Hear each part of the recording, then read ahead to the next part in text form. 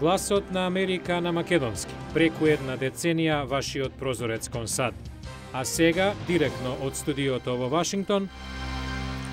Добро вечер, ова е ТВ журналот Newsflash на Гласот на Америка на македонски јазик, а со вас во оваа емисија ќе биде Јулија Велковска.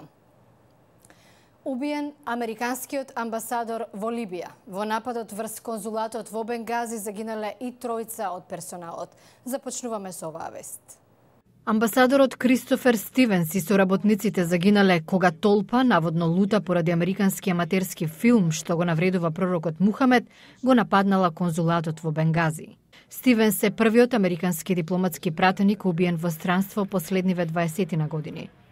Тој беше еден од најискусните американски представници во регионот.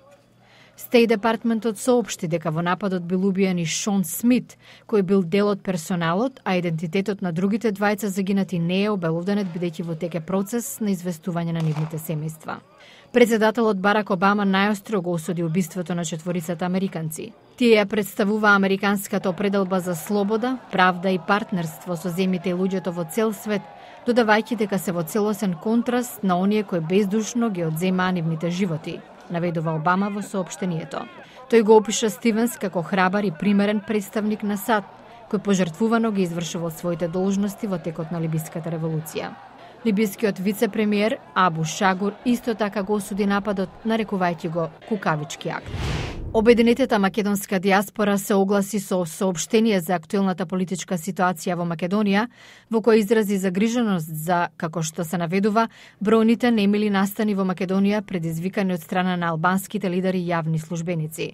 ОМД истовремено ја повика македонската влада, цитираме, да обезбеди целосно владење на правото низ територијата на Република Македонија и да не дозволи Охридскиот рамковен договор да биде изговор овие дела да поминат неказнети.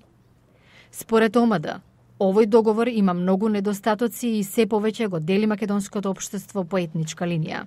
Американската влада пак преку неодамнешна честитка на државната секретарка Хилари Клинтон по повод Денот на независноста, порача дека останува посветена на тоа да и помогне на Македонија во јакнењето на незините мултиетнички и демократски институции, а заменик државниот секретар Филип Гордон за време на посетата на регионот во јули од Дубровник ја поттикна македонската влада да ги удвои напорите во имплементација на Охридскиот договор.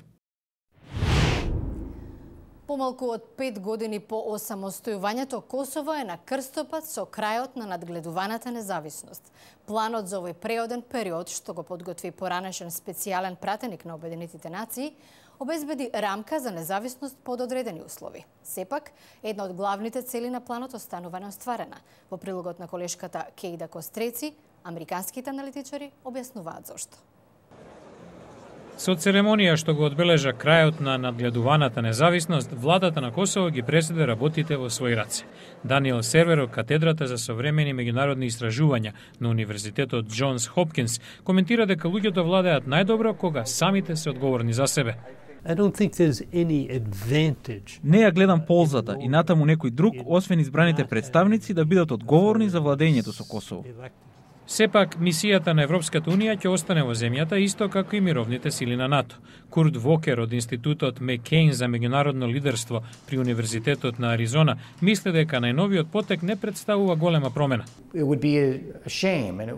Би било штета и ризично која и да е партија на Косово да се обиде да го злоупотреби крајот на меѓународното надгледување, за да наметне одреден став или интерес. Една од главните црти на меѓународниот план за Косово беше децентрализацијата, обезбедување гаранции за правата на малцинствата, особено во северниот дел населен со Срби. Прашањето останува нерешено, вели Даниел Сервер. Белград, а не Приштина го контролира северот, и тоа не е децентрализација, туку де факто поделба. Јас сум против тоа, а мислам и Европа и САД. Сервер мисли дека прашањето треба да се реши преку преговори со Србија. Курт Вокер, кој на времето беше американски амбасадор во НАТО, се согласува. Долгорочно, Северно Косово треба да биде интегрирано како дел од Косово, но треба да има колку што е потребно локална независност, за да одговори на грижите на оние кои живеат таму. Разговорите меѓу Белград и Приштина прекинаа минатата година по напнатоста на границата. Треба да продолжат наредниот месец. Околу 90 од 195 земји го признаа Косово. И Косово и Србија сакаат во Европската унија, но српските шанси ги попречува ќорсокакот во односите со Косово. 5 членки на ЕУ пак се уште не го признале Косово. Даниел Сервер смета дека додека српските пречки се главно политички, Косово има и политички и технички предизвици, додавајќи дека косовските власти треба да се зафатат со проблемите како корупцијата и големата невработеност. Минесота е дом на еден од најголемите и најстари панаѓори во Соединетите Американски држави. Посетителите годинава се забавуваат на нов начин, испробувајќи го пеачкиот талент заедно на 30 микрофони. Погледнете. Панаѓорот на Минесота привлекува речиси 2 милиона посетители секоја година, а на панаѓорот за секого по нешто, од забавен парк до искуство од прва рака како е да се живее на фарма.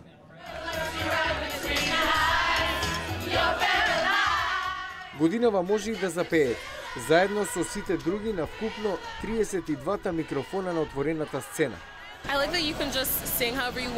Ми се допаѓа тоа што може да пеете што ќе ви посака душата и да се забавувате со пријателите.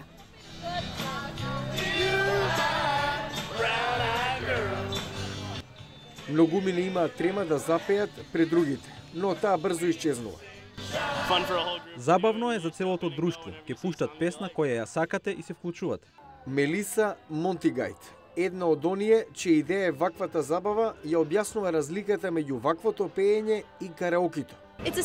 Ова е пеење заедно, додека караоке е кога еден изведува numера пред публика и кога фокусот е на квалитетот на изведбата. Групното пеење се сведува на волшебноста и моќта на пеењето заедно. Мојата публика досега беше само тушот. Интересот е толку голем што и други панаѓори планираат да вклучат ваков настан.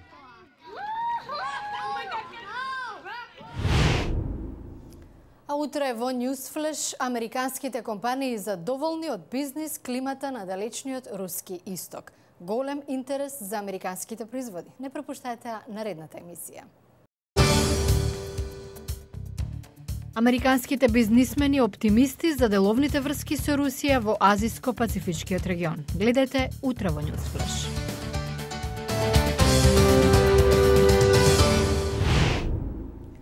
Го гледавте Newsflash на Гласот на Америка на македонски, јас сум Јулија Велковска од студиото во Вашингтон. Сите најнови содржини ќе ги најдете и на нашата веб страница glasnaamerika.com, а доколку не сте, станете и наш пријател на Facebook. Пријатна вечер и до гледањето утре.